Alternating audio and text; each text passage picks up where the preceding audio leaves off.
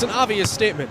Yes, last year is in the past. A 5-24 record completely behind the FDU Knights with a new slate in front for Coach Greg Vitrone. We have so many new players, so in terms of turning the page, as soon as the last game was over, I think everybody, players and coaches together, had to turn the page, because anytime you have a losing season, you have to turn the page. You can't look in the past of what could have been, or close games, or whatever happened. So we had to turn the page and move forward, and I think with the influx of all these new players, it's made it a lot easier. 10 newcomers on a roster of 15. The 5 returners, including Breon Smith and Matthias Seiland, having grown from prior experience.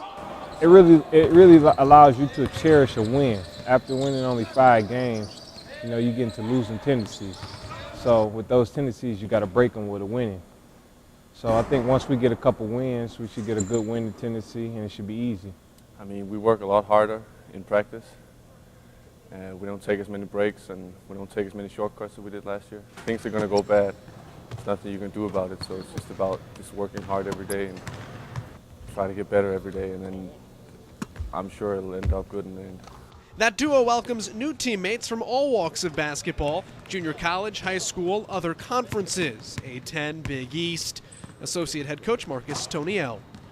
We have a leader in Melquan Bolden and George Good, who are our proclaimed captains, but you have guys like Lonnie Hayes, who steps up, and Keno Rockford, who steps up, Muhammad Lowe steps up. So these guys come together as a unit, and they make having to gel these 15 egos a lot easier, so that it's not just on the coaches. Melquan Bolden is exciting. Every day in practice, he does something that I shake my head and go, wow, did he really do that? I mean, he's that type of player.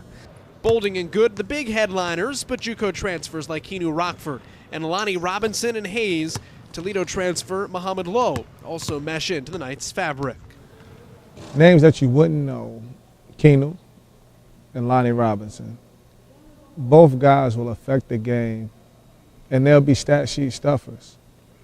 More so Keno, Lonnie Robinson can guard 4 positions on the court, and that's going to be very key for us. His athleticism, his ability to get to the basket, but his overall basketball ability adds to our team tremendously. The player that I've been the most surprised with probably has been Keno Rockford. I mean, he's active. He doesn't always know where he's supposed to be on the court, but somehow, some way, he gets things accomplished. So I think he's been a pleasant surprise. I never thought he'd catch on this quickly. So I'm very excited about what he's able to do. Hayes has the tall order to step in for departed Mike Scott. Big shoes to fill. It's unfair for Lonnie Hayes, because I love Mike Scott. I love Mike Scott. He's like a son to me, so it's unfair. So I tell Lonnie every day, I said, if I compare you to Mike, you not only have to be better than Mike, I have to love you more than Mike. So that's difficult. That's a difficult situation he's in. But right now, he's playing the best basketball that he's played since he's gotten here. I made a joke the other day in practice. I said it took 18 practices, but Lonnie Hayes finally showed up to FDU. But before even playing a game, FDU's hit its first roadblock, picked to finish last in the Northeast Conference.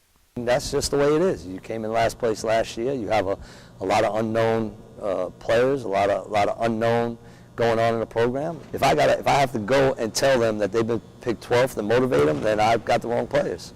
Because if you have anything inside you as a basketball player and somebody picks you 12th, I hope you have a chip on your shoulder. I mean, I never really cared what anybody else said. Like, there's always going to be people who tell you can't do this, people who tell you can't do that. So when people say that we're going to finish last, I mean, I know we're not going to finish last, so I don't really care what they say. It's just up to us to go out there and prove them wrong. On one hand, we know we have a very talented team who by no means should finish 12th. On the other hand, we can look at it as a slap in the face, and we have something to prove. And we have to prove ourselves. Let's face it, we won 5 games last year. And that fight begins with a hard battle this weekend, playing at a Big East opponent, Providence. You always look forward to playing a Big East, big-time teams, anybody big. You always want to play that and be on the main stage. And there's a lot of people like Lonnie Hayes and Lonnie Robinson, Keno, all transfer people. This is their shot that they've been given. So hopefully we can all come to play and get this first win. It's always fun to play those big teams in the big arenas with a lot of fans. There's just something about that whole atmosphere. It just really gets you going. So I really look forward to that. I love our group.